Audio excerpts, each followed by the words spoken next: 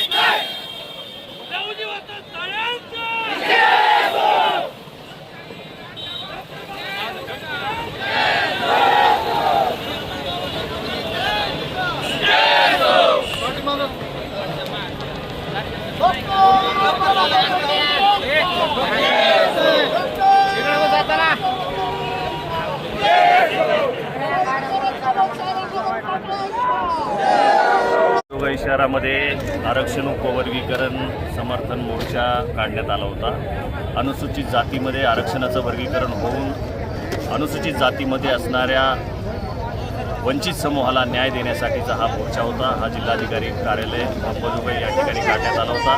मुख्यमंत्री साहेब देवेंद्र फडणवीस यांनी लवकरात लवकर आरक्षणाचं उपवर्गीकरण करावं याच्यासाठी हा मोर्चा काढण्यात आला होता आणि आमचं निवेदन आम्ही सरकारपर्यंत पोहोचवलेलं आहे आणि आरक्षणाचं उपवर्गीकरण लवकरात लवकर करावं अशी मागणी करून आम्ही आज अंबाजोगाईमध्ये एकत्र आलो।